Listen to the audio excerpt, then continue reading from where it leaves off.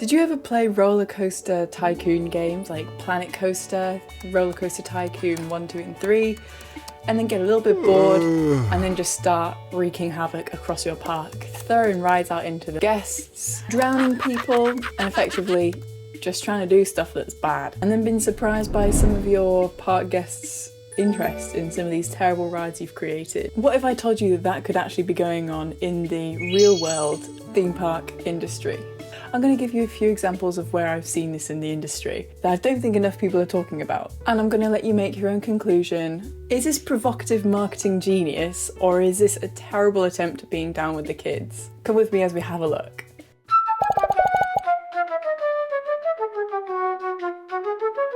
Over the years, we've seen several examples of terrible marketing done for roller coasters. I speak about it a little bit when I talk about 13, which maybe just didn't quite match what we were expecting for the roller coaster. But today we're talking about something a little bit different, which is potentially really bad marketing done as a PR stunt or done as some kind of manipulative way to get people more interested. But today we're actually looking at examples of rides that have been promoted to look like something, but the promotion itself has been that bad that potentially it's actually brought a lot of traffic to the park. Firstly, I'm going to take you to North Yorkshire. It's close to my home, guys. I don't live there now in case you were trying to find me, but please don't come find me. I'm taking you to North Yorkshire, to the theme park less known than its counterparts like Alton Towers and Thorpe Park. It's called Flamingo Land. Have any of you ever actually been there? I love it. I absolutely love it. It's got such a family feel, and I love animals as well, so any park where I get to stare at tigers that aren't pacing around in circles at Chessington, I'm totally there. And if you hadn't guessed already, we're going to be talking about their relatively new roller coaster, Sick. You can see where this is going. Since it debuted in 2022, Sick, Flamingo Land's 10 inversion Intamin roller coasters, sparked debates amongst us enthusiasts. And beyond its inversions and lap bar restraints, ooh, we all love those, don't we? The ride's marketing strategy, from its branding to its chaotic testing phase, raised a lot of eyebrows. Was Sick's turbulent pre-launch narrative calculated ploy to generate buzz? Or did Flamingo Land just stumble into viral infamy? So immediately, Sick stands out for its disgusting name, but it's spelt Sierra Indigo Kilo. I had to flex my aviation knowledge like at least one point in every video, I'm sorry. So its branding immediately stuck out when it was first announced that it was going to be called Sick, for obvious reasons. It's not just for its unconventional spelling of the word sick though that stood out. The entire thing is actually connected to a brand of clothing, some streetwear. I don't know, is that what it is? Streetwear? So it's come from Sick Silk is the name of the brand, which is a Scarborough-based clothing brand. It was actually co-founded by Flamingo Land CEO Gordon Gibbs' longtime friends. So this partnership was aimed to infuse adrenaline with urban fashion. But the choice sparked a lot of confusion, and critics were arguing that the name Sick evoked a cheeky nod to the ride's intensity, perhaps making people think, well, I'm not going to be sick on Sick. But I didn't, no one thought of that. It's just like, oh my gosh, it's just like the Wicker Man. Oh, it's going to catch fire. Do you remember? You should watch that video. It's totally a British thing, isn't it? Like, you'd have something called like the Vomit Comet in the US. Oh wait, we do. You'd have something called like the Throw Up Machine in the US, but like here we actually just we literally use Sick as an adjective. I know that's worldwide. It's such a little cheeky play on words. Did you guys find it cheeky, or did you find that pretty revolting and aggravating and rude? Especially since the clientele for Flamingo Land arguably aren't the ones who say the word sick. It's kind of families, middle-aged people taking their little tiny tots. Who are they trying to attract here? Are they trying to get a whole new pool of people who actually use the word sick? If you're one of those people who say, oh, that's sick, because I do, does that make you think, oh, I'm going to go to that park now because they use my lingo? You tell me, because no one uses the lingo I use. Conglomerate. Don't worry, there's more to the marketing that went a little bit strange here for Flamingo Land. There's also the test footage. In June 2022, some really keen enthusiasts who love a lap bar restraint ride came over to Flamingo Land in North Yorkshire to watch some testing. So as everyone was filming this ride going round, thinking, that's nice, look at those lap bar restraints. On one of the final inversions, some of the test dummies did not remain in their seats and kind of just flew out.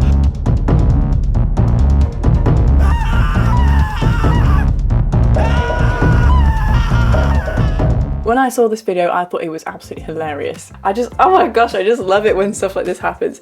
But am I a victim to Flamingo Land's strategy? When you think that, you think, oh, I know everything. I'm clever. That was so stupid of Flamingo Land to have let people film that. Oh, how embarrassing. People are going to think it's like a deadly coaster. But actually, maybe there was some intent behind this. Maybe they were wanting people to fly out their seats or think, oh, the lap bar restraint's so free that people die. Or maybe they wanted people to think, this is so dangerous that I'm going to be the cool person if I'm going to ride it. You know, and I don't know what's cool these days, guys. I got blue hair. That was cool in maybe 2003. My blue hair represents a lot of probably negative things these days. So Flamingo Land's response to this was from their engineers, who said, oh, the soft fluid-filled dummies, unlike rigid human riders, shifted under extreme forces. Intamin's trains have been proven safe on Pantheon and Velocicoaster.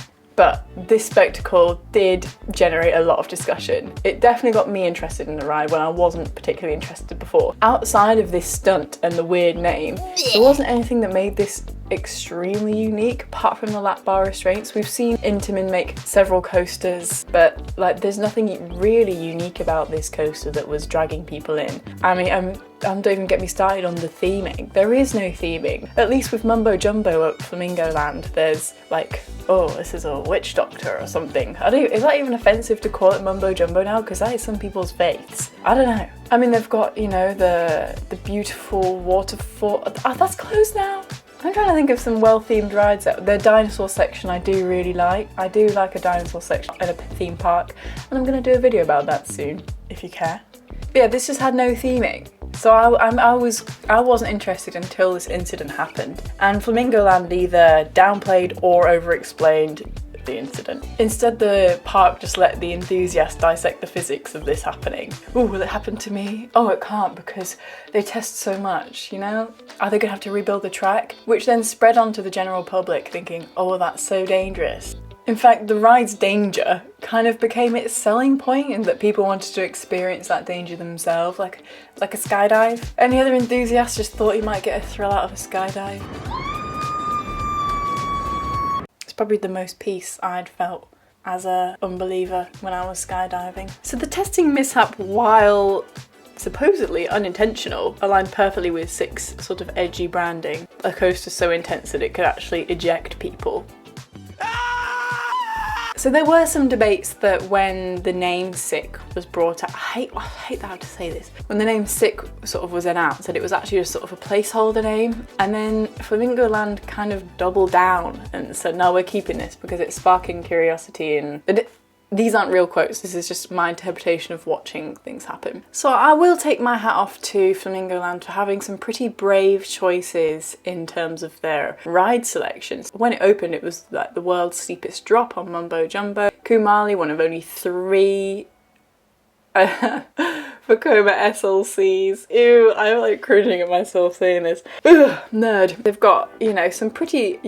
They're always expanding and always doing something, which I do really admire, considering it's quite a small part. And then they had Hero. Have you ridden Hero? And survived? All of us who have ridden Hero have got a little bit of damage on their body for the rest of our lives, I imagine. My back's never been the same. Or my neck. Or my head. Or my ears. Or my arms. Or the lower back. I've made a lot of brave choices, which is why I wouldn't be surprised if this kind of marketing strategy was taken on by Flamingo Land. What do you think? Do you think it's weird? And I'm going to give you a little bit of extra evidence that I think this could have definitely been their intentions behind this. So, the layout might remind you of another roller coaster we have here in the UK, which is Colossus, which again, when it opened, was a world record breaking coaster in terms of number of inversion, which Merlin beat itself on with the Smiler. But I'm not here to talk about the inversions, I'm actually here to talk about the coaster's marketing. There was some confusing marketing going on there as well. Colossus has implemented a kind of badge of honour for like thrill seekers and enthusiasts because of its intensity and roughness. Instead of sanitising Colossus's reputation and like smoothing out the tracks and saying, hey, it's really smooth, it's like riding on in a Rolls Royce.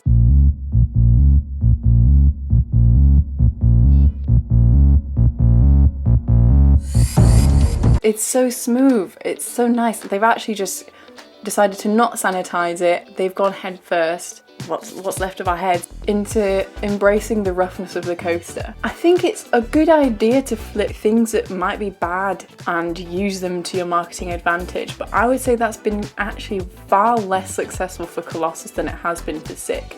I've never seen someone be like, I actually love the roughness of Colossus. My friend Dan Bannon's very, very, very scared of Colossus. He won't ride it. And he's a real thrill seeker, guys. He will do all sorts of scare mazes, and he's really, really shaken up and terrified by Colossus. That's how bad it is. I remember one time I was on the lift hill for Colossus. I was like bracing, like this is gonna be so painful. And then it stopped. And then we were evacuated from the ride, and I thought, well, this is brilliant. I have not had to endure Colossus. I've got a fast pass. And I've had a sit down while I was here in the sun. So it was a really good day, the day the Colossus broke down while I was on it. Oh, for anyone wondering, that's not dangerous. Apparently people don't know that. So there is a bit of almost rebellion amongst the marketers for roller coasters sometimes, where they're going like, well, if you hate that, we meant to do it. That was on purpose. I love that, like, stubbornness and rebellion. It just makes me smile. It reminds me that there's actually real people behind these marketing campaigns. It's not just a robotic corporation, it's humans who have thought. I'm gonna just run through a quick list of other examples we've had at theme parks around the world that have sort of done deliberately bad marketing stunts. Here's another one from Thorpe Park, involving the dummies again.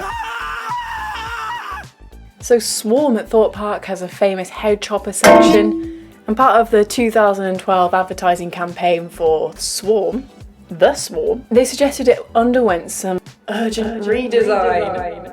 The test dummies lost limbs during the testing. If only they knew what was going to come for Merlin, they wouldn't be doing that. So this was another one of those stunts that's made me think that Six was actually a stunt that they've just stolen from the Swarm. And it definitely created a lot of social media buzz amongst some enthusiasts. Again, it was making people think, oh, this is a dangerous ride.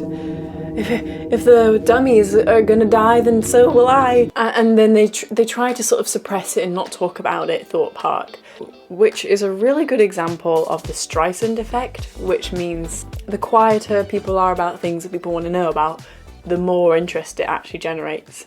Theme parks have been known to do lots of weird branding. Again, we've got the Splashdown water park, where they would hide like free tickets behind water fountains and things, so people would have to get wet to get wet for free. I've been there. It's a great place, but this is one that I love. It's not a theme park, but it's brilliant. So we had the Zoological Park of Paris.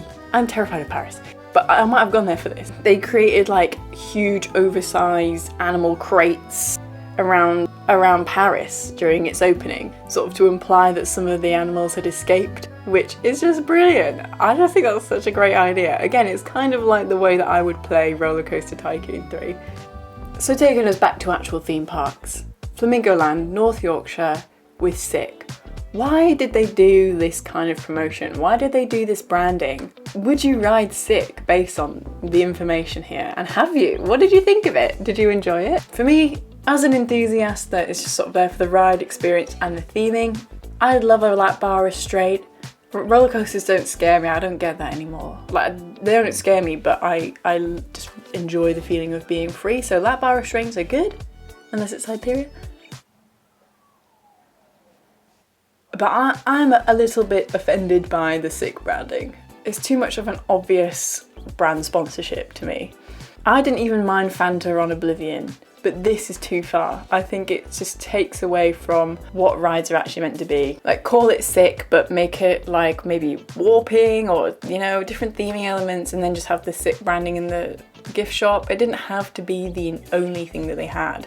But as a marketing stunt, I think they've done very well. It was very clever, and there's still people out there who think that that was all accidental and just not thought about. And I don't fall into that category, but you're welcome to think that. I don't know. And that's, I think, part of the excitement and intrigue for me, is that we don't know what they're thinking, but it's fun to think about for me. I love knowing about the operations and marketing of a theme park. Just because I used to play those games as a kid, I love to think that there's someone up there controlling everything.